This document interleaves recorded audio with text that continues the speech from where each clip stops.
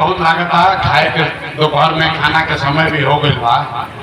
हम बहुत देर तक रह के इधर ना बैठाई, लेकिन ये समझी कि या गर्मी में आधा घंटा 1 घंटा बैठे में हमने कितना दिक्कत होता। यही गर्मी में इतने धूप में हमार राउर घर के सवाल, कोई के बेटा, कोई के पति, कोई के देवर, कोई के चाचा, कोई के बाबूजी कहीं फैक्ट्री में काम करता, आदमी दिन भर हड्डी गलावता, एक हड्डी गलावता कि 6,000-8,000 रुपया घरे भेजब तो बाल बच्चा हमार खाई। तो ऐसे जब रवैया रुकल बाकी तो भाई रुक जाओ, इधर रुकल बानी तरह बहुत नेता लोग के भाषण सुन ले होकर। हम नेता ना है, हमार नाम है प्रशांत किशोर, बिहार के एगो साधारण परिवार के लड़का है। हमार बाबा ये बिहार में मजदूर रहन, बैलगाड़ी चलावत रह।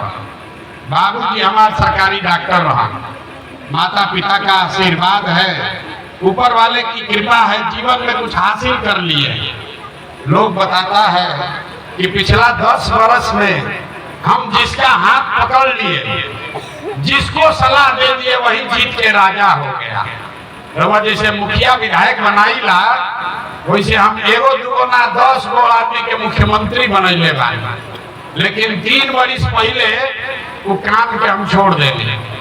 रवा कह के भैया जमा काम के कह के इतना पैसा रुपया शोहरत नाम कमैले बानी, वो काम के छोड़ के गली गली बिहार में काहे पैदल घूमता नहीं। तो काम के ऐसे छोड़नी कि 10 वर्ष बड़ा बड़ा दल और नेता के जिता के देखनी। नेता और दल के जीतने से जनता का जीवन नहीं बदलता।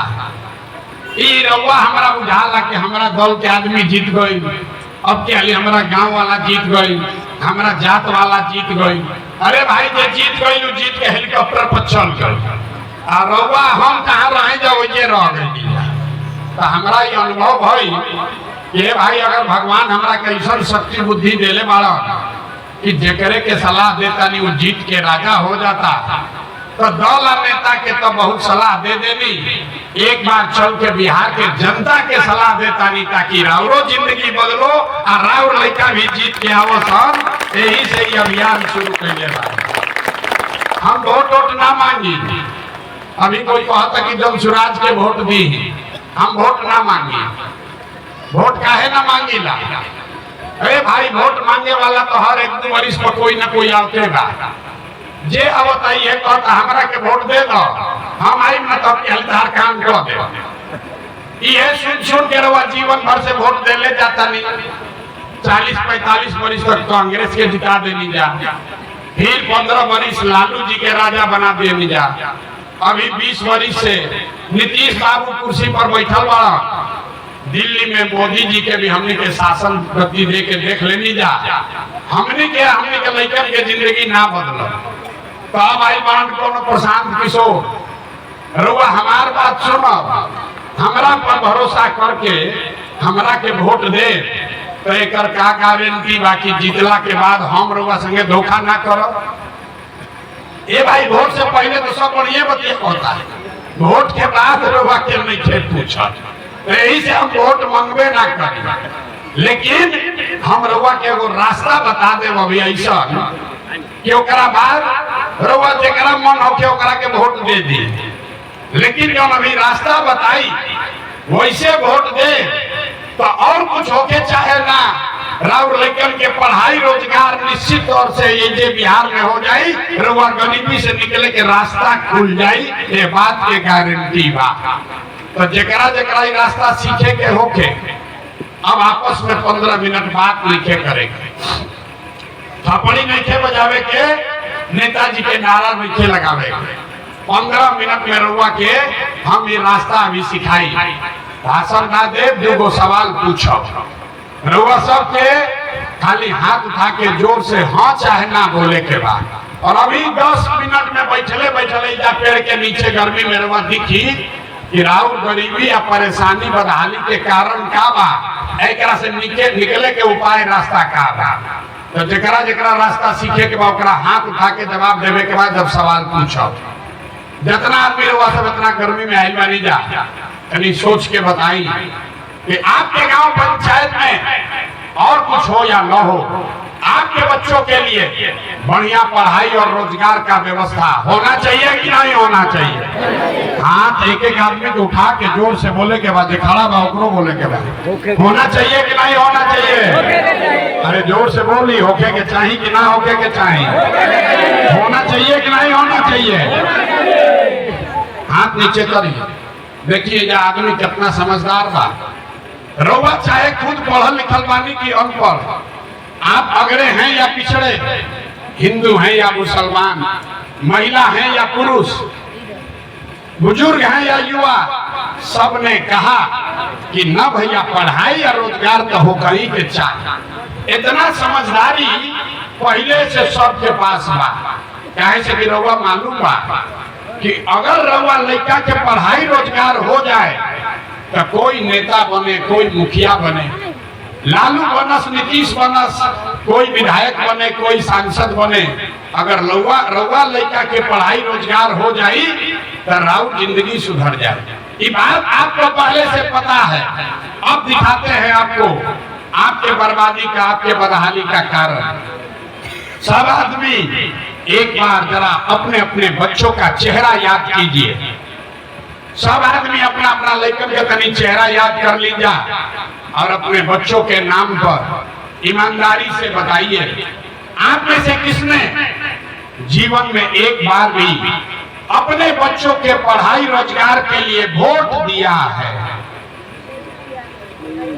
देखिए देखिए पूरा जितना आदमी बैठा बा कैसन चुप। अभी कितना जोर से बोलनी है कि ए भैया पढ़ाई और रोजगार होके के चाहिए। रउआ बैठ के मुखिया के गरी आवता नहीं, कोई लालू के कहता, कोई नीतीश के, कोई विधायक के, कोई सांसद के। अरे भाई रउआ तो आज तक अपना बच्चा के पढ़ाई रोजगार खातिर वोटे ना देली। अब कोई खड़ा होके कही कि ए भैया केकरा के वोट दिया?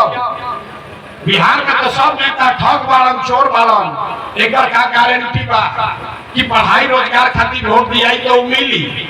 बिल्कुल इसका गारंटी है। हमरा से लिख के ली वोट जकरा के नाम हो ओकरा के दे। अभी 2 मिनट में जादू देखिए कि वोट आप चाहे जिसको भी दीजिएगा, आपके बच्चों को पढ़ाई रोजगार कैसे मिलेगा। हमारी बात पर भरोसा मत कीजिए, अपने आंख के सामने देखिए। दूसरा सवाल का जवाब दीजिए, आज तक आपने जिस नेता को, दल को वोट दिया, उन नेताओं ने आपका और आपके बच्चों का काम किया है कि नहीं किया है? हाथ उठा के बतावे कि बा कैले बन जा कि नहीं खन जा कैले। अरे नेता लोग काम किया है कि नहीं किया है? जोर से बोलिए, हथवा उठा के, हाथ उठा कर बोलिए, नेता लोग काम किए हैं कि नहीं किए हैं? अरे जोर से बोलिए, ऐसे धीरे से नहीं। किया है कि नहीं किया भाई? किया है कि नहीं किया है? नहीं किया है ना? पलटिएगा मत, वीडियो में रिकॉर्ड हो गई, सब आदमी देखला, सब कोई कहल के भैया जकरा के वोट देनी जा, हमने के कोई काम आज तक ना कैलस। तो अब जादू देखिए, अब जादू देखिए कि जिस कैसे आपके बच्चे को पढ़ाई रोजगार मिलेगा। हम सही बात बोले तो जोर से हाँ बोले के बाद, गलत बोला तो ना बोलिएगा, बात खत्म होगा, पढ़ाई रोजगार मिलेगा कैसे दिखेगा। पूरा बिहार में, महाराजगंज में, सिवान में, रुआ गांव में, इस सभा में आए हुए बहुत सारे लोगों ने 5 किलो अनाज के लालच में मोदी जी को, भाजपा को वोट दिया। तो बिहार में चाहे जितना चोरी भ्रष्टाचार है, 1 किलो चोरी करके 4 किलो अनाज यहाँ के गरीब को मिल रहा है कि नहीं मिल रहा है? खाली हाथ निकल आवे के मुंह से बोले के बाद मिल रहा है कि नहीं मिल रहा है? आपने हमने वोट दिया, हिंदू मुसलमान बन के भाजपा के लोग आकर कहा कि सब हिंदू एक हो जाओ, अयोध्या में राम जी के मंदिर बनावे के बाद। तरौआ गांव में नाली गली ना बनल, स्कूल अस्पताल ना भई, एजा फैक्ट्री ना लागल, लेकिन रउआ वोट से अयोध्या में राम जी के मंदिर बनल बा कि नहीं बनल? अरे बोलिए, राम जी का मंदिर बना है कि नहीं बना है? हटो यार, हटो, सामने चलो। आपने हमने कई लोगों ने वोट दिया नीतीश कुमार को। लोगों ने कहा कि भैया हमने के बिजली